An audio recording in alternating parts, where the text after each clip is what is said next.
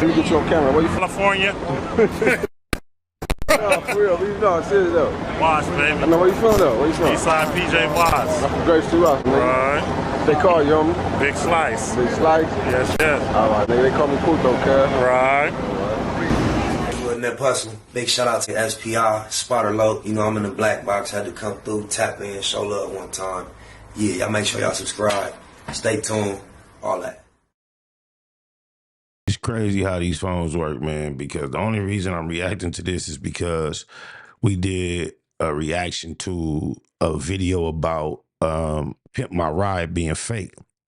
And in the comments, somebody was like, hey, you need to do one about your MTV Cribs. And I don't know if I reacted to their comment, like agree with them or said good idea. For some reason, I feel like I did. But however, that same day later or a day later, I see a video about MTV Cribs being fake. I'm like, dang, like, it's just crazy. And it's so crazy since I saw the video. And I have a little system of how videos that I want to get to later, I text them. I got a text thread to myself that I just text them to, so I go where to go find them. Ever since I did that, it's not like I keep seeing videos about MTV Cribs, and it's been a couple of days that I've been having this in the cut. This algorithm is a muff, but with no further ado, let's see what they say. The folks over at MTV Cribs have been up to. 50 cents Ferraris, they were rented. Robbie Williams' castle home, it belonged to someone else. MTV Cribs wasn't exactly legit. And we said that was my house. Oh, that wasn't your house? No, it's all lies. And nothing shows this better than the episode with Ja Rule. He flexed his 5-bedroom mansion on Star Island in Miami, where he talked about living beside other famous celebrities. The house was so familiar that Ja Rule named each area, calling his courtyard the Open Paradise, which was patrolled by his guard dog Cookie. It was shown in the intro that the property was a rental, but this was assumed to be on a long-term basis, given he knew almost everything about the mansion. However, as it turns out, Ja Rule's house on Cribs was actually a 4-day rental, which was exposed in the most embarrassing way. Go back to what I told y'all on the one about what was we was talking about? The Pimp My Ride. It's Hollywood. You can't get upset when you get deceived or tricked by Hollywood. As a matter of fact, you should be pleased because they did a good job at the production. If you sat there, looked at television, and it was just, nah, that ain't what it looked like. That's just that. Oh, that's just that. It would be a boring bunk experience. The whole part is for the lie box to tell you a lie that's to some degree believable. Oh, my mama. I don't even understand the point of exposing all this. By lawsuit. Ja Rule paid $46,000 for the 4-day lease, promising the mansion's owner it'd be used as a private home for 8 adults with no video shoots and no loud parties. Well, Ja Rule broke all 3 conditions, shooting his MTV episode whilst having a party with over 600 people. In the process, holes were punched in the walls, furniture and doors were damaged, the driveway somehow cracked, while condoms and syringes were left throughout the house. As a result, Ja Rule and MTV were sued for $1 million, but at least it looked like a house that Ja Rule would live in, as the Ying Yang Twins crib was laughably out of character. The Atlanta gangster rapping duo opened the door revealing the most suburban house, filled with fish tanks, sailing boats, and sea-related artwork. We waving like the sea. We decorated this ourselves now. That mansion was definitely decorated by some old white people, not the Ying Yang Twins. This is clearly just a random old white guy's house that likes to fish and likes boats. They'd even argue over where they bought appliances and had to improvise names for each of the fish. You can tell the Ying Yang Twins have never been in that house. It seemed they at least owned the vehicles at the end, as the cars displayed by Bow Wow were rented for the show. He was just 18 years old during his first Cribs appearance, but despite having starred in some high-profile movies, it seemed unrealistic that he could afford a 6-bedroom mansion and a fleet of luxury cars, with his name airbrushed above. What city and what town, what state? Because doing that in California is a lot different than doing it in a whole lot of other places. his bed, it seemed as though Bow Wow at least owned the house, although the luxury vehicles were a little more suspicious, because 2 years later he'd go on the show again, during which a viewer made an observation. We had MTV Cribs running in the background, and watched 21-year-old Bow Wow show off his bachelor pad in Miami, along with his pimped out Bentley, Lamborghini, Yeah, mansions cost in Miami too. and Cadillac Escalade. But then we noticed the word Prestige at the bottom of all three cars, and decided to Google Prestige Rental Cars Miami, and what do you know, there it was. Prestige was the name of the company that Bow Wow rented the cars from, which was likely encouraged by the show, as Birdman also used the service during his appearance. Regardless, people clowned on Bow Wow, stating, "Ha ha ha, I wonder if he rented the condo too," which by looking at his life was also highly likely. Crazy for Bow Wow to be included from way back in your MTV Cribs days, when in current days he was the dude with the Bow Wow challenge. He learned from a kid. Why he gonna do something different? He been in the industry all his life, seeing people pull these plays. Yeah, so he continued it on with the private jet as an adult. For example, he'd post his Ferrari to his Instagram, writing, "Take the drop top to the night spot. Keep the California in California. We went hard tonight, Grammy weekend," which was then reposted by a car rental company who accidentally exposed our good friend Bow Wow pulling up to the Grammys with our Ferrari California. 1 year later, it was exposed for flexing. Rich people or well-to-do, well-off people just kept it real and it's like, yeah, I'm not finna buy no bunch of exotic cars. I got so much money. Whatever car I want to play with on this weekend, I just go get in it for the weekend and I'm out of it. What's wrong with that mentality? Instead of, I'm finna overinvest in a depreciating piece of property to try to impress somebody, to let them know I can experience this. I'm gonna catch a look, enjoy the ride, and give it back. Just like staying in the fly hotel room.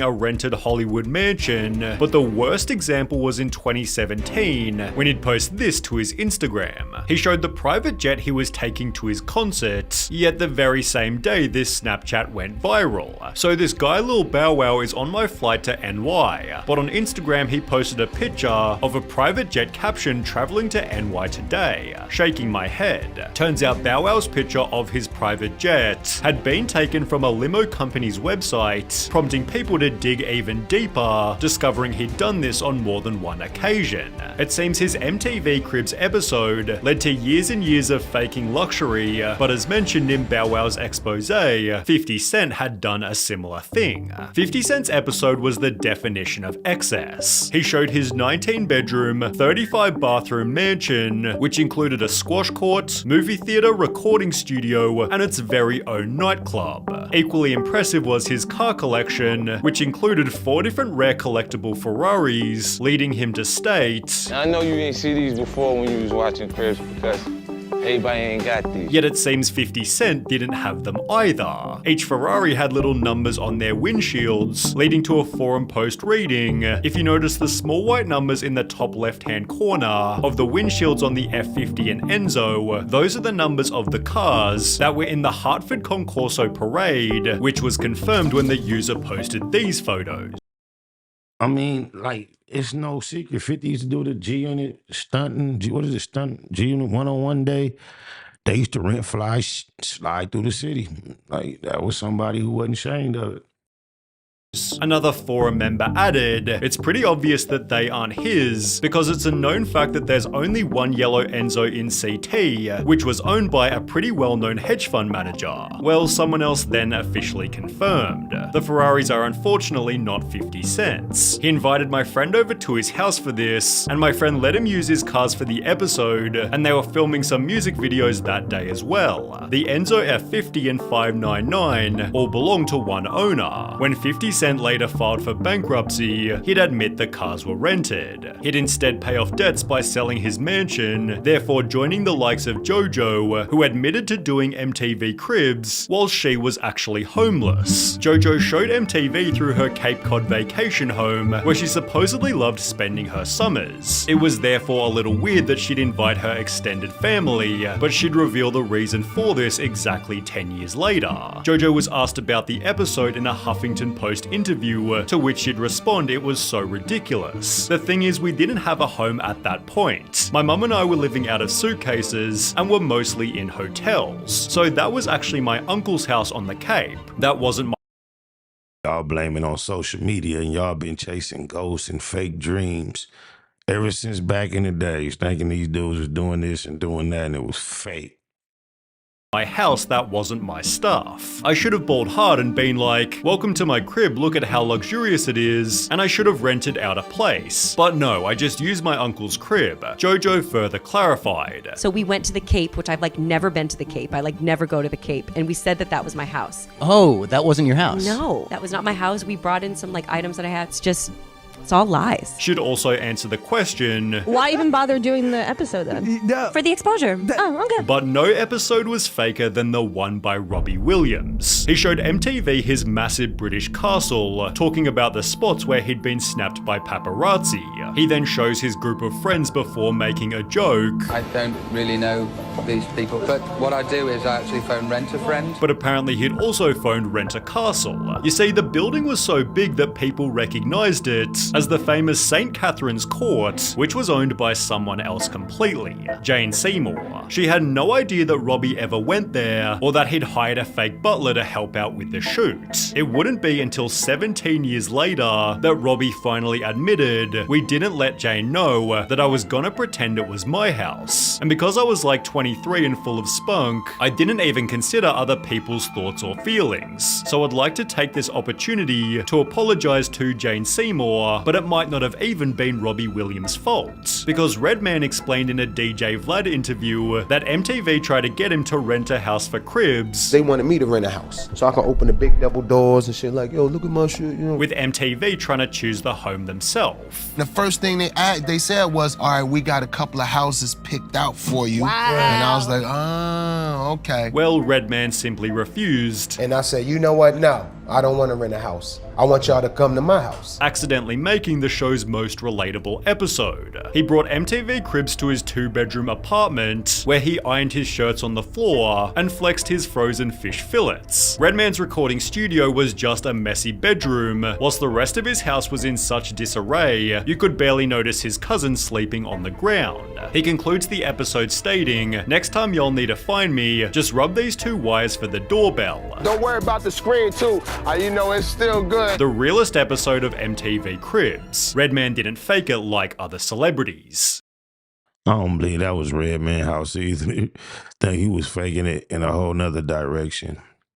Maybe he was, maybe he wasn't. But yeah, don't allow TV to cause you to think you need to, or social media these days, because TV is just about played out. Don't let social media make you think or believe everything you see, man. People be faking it till they make it. We just did a reaction to that title, Fake It Till You Make It. And we just did the fake Pimp My Ride. And then you got to realize the television is Hollywood. Hollywood is the master of illusions. So whoever that was said, I need to do one about the MTV Cribs. Got your wish. Look how the creator in the metaverse work. I'm up out of here. Jeter. Hey, I'm sitting here doing a reaction. The title of the reaction is The Man Who Exposed the Crips and Bloods and CIA Connection to Crack Cocaine. When I started it off, I said, man, they might mention 2 of my partners, Rick or Melvin. I'm about 5 minutes in and they just mentioned Rick Ross, man. What you got to say about the CIA and crack cocaine real quick? Just give me a couple seconds. It was some fucked up shit that the government was willing to sacrifice the black community to raise money for a war in Nicaragua. Wasn't that personal? Big shout out to SPR, Spotter Low. You know, I'm in the black box, had to come through, tap in, show love one time. Yeah, y'all make sure y'all subscribe. Stay tuned, all that.